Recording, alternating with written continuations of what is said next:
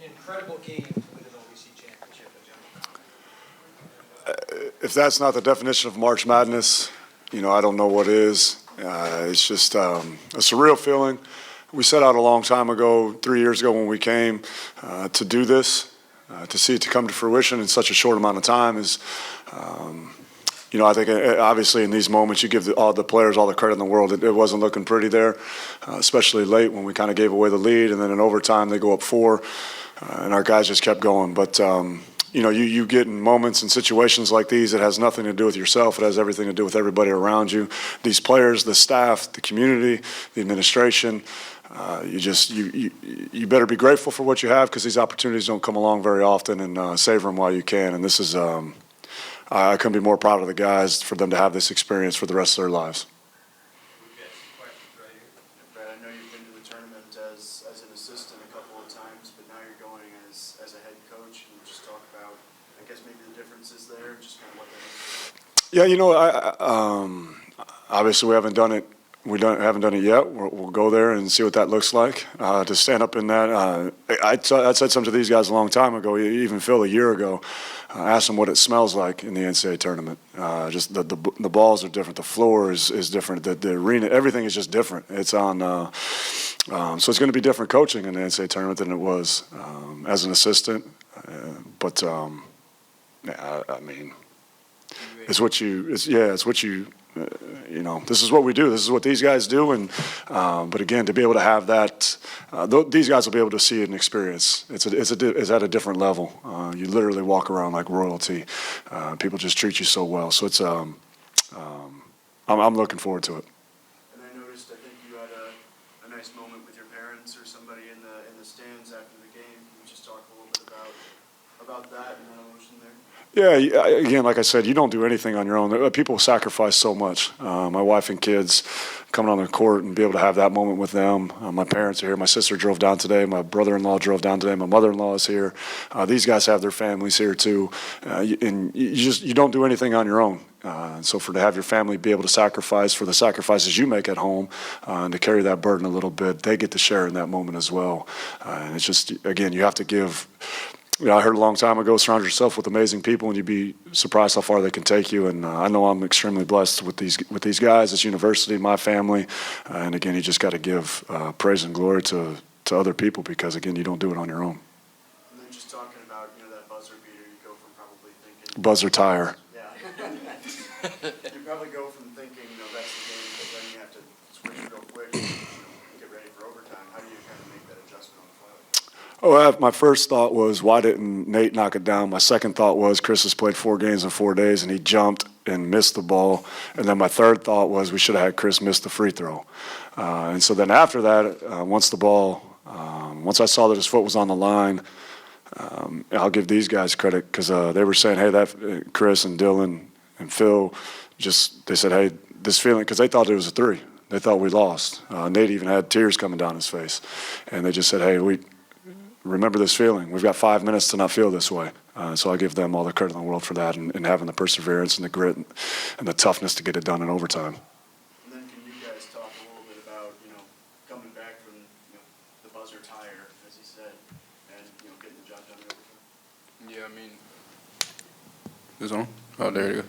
I mean, it was tough, but like Coach said, we just decided to stay together, and if we knew it was going to be done on defense, so we knew we had to get stops, and offense was kind of like an afterthought for us. So, having everybody who we have, we know we can defend anybody from the 1 through the 5. So, I mean, our mentality coming out of that timeout or break or whatever you want to call it was just stay consistent. The most consistent team will win no matter what happens. No matter you get up 2, down 2, up 4, down 4, we just got to stay consistent and do what we do. Hey, that's exactly what I was going to say. And then, I mean, you guys are, Zemo's going to the tournament for the first time in 23 years. Can you just talk about, what it means to kind of break that streak and just, get it back there for, I guess, the Cape Girardeau community? For anybody. Well, I've been here. This is my 4th year here. So in the first year was a struggle. I got hurt, so I ended up not playing. Then the second year, Coach Korn came along, and then what was that, COVID.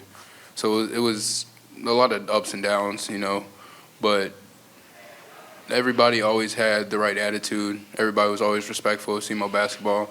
And it was everybody who came in just held each other to a different standard. And we give a lot of credit to the other teams in the league that are champions and continue to be good because it pushed us to we don't want to be the outlier, you know. It's been, like you said, it's been so long since we've actually won a championship, and we see other teams winning championships all the time. So we figured it's our turn to step up, and it feels great to be able to bring a basketball championship back home.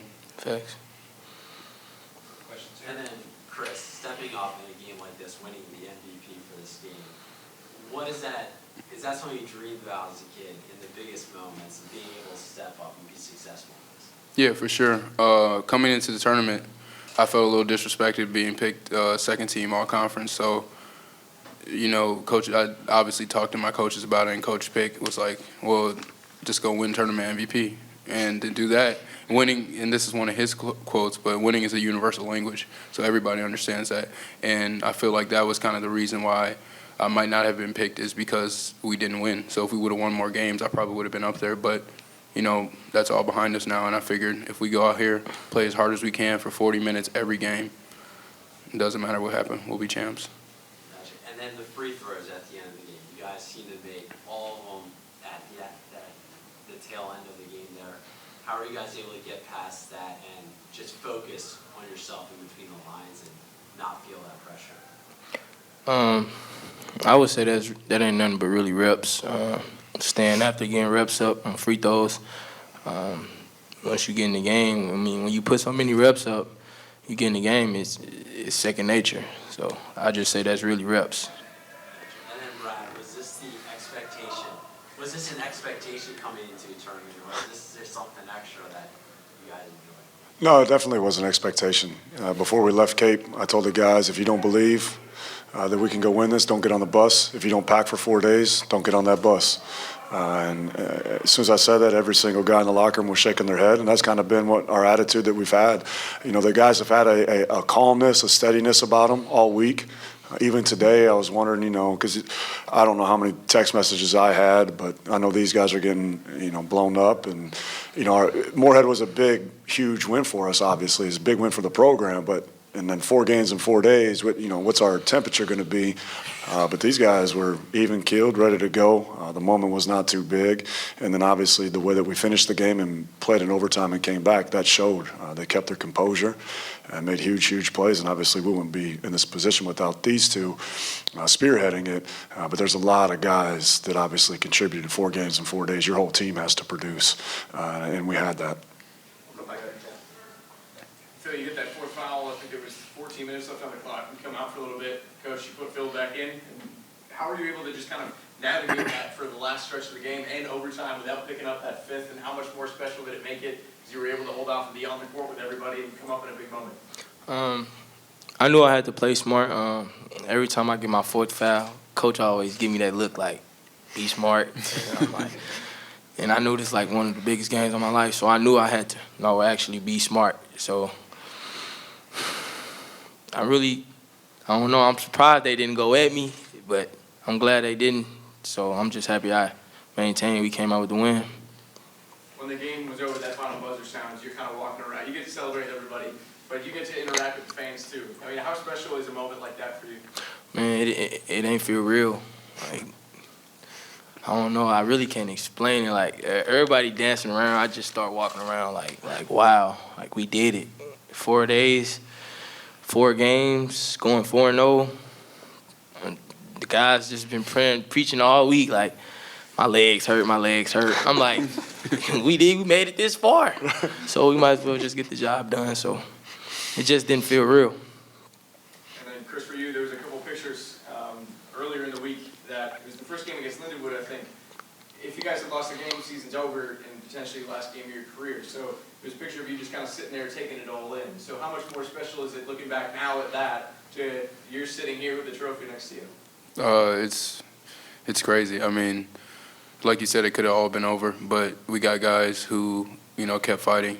I remember in the Tennessee State game, something must have happened, and either I think I scored or something, and Josh Early looked at me and started screaming. He said, "I'm not ready to go home." And that's when I realized, like, everyone's on the same page and everyone's trying to get a championship.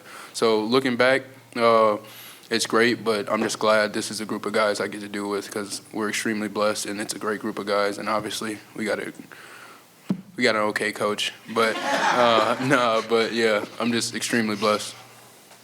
Coach, you talked about overcoming adversity. I mean, you guys have faced, I think, every challenge in the book this year. So knowing that, and including today, if Quan goes down with an injury yesterday, you don't have him for the game. So knowing that you were able to overcome everything, now you are here, how much, again, more special does it mean just for that?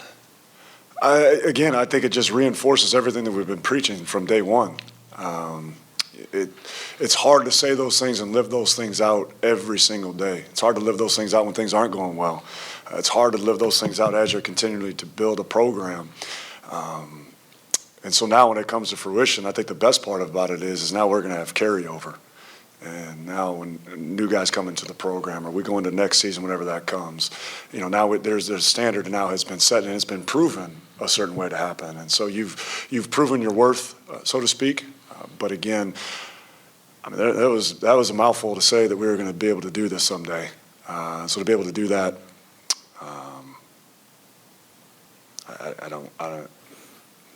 just glad it happened, because I look like I'm really smart and I'm really not.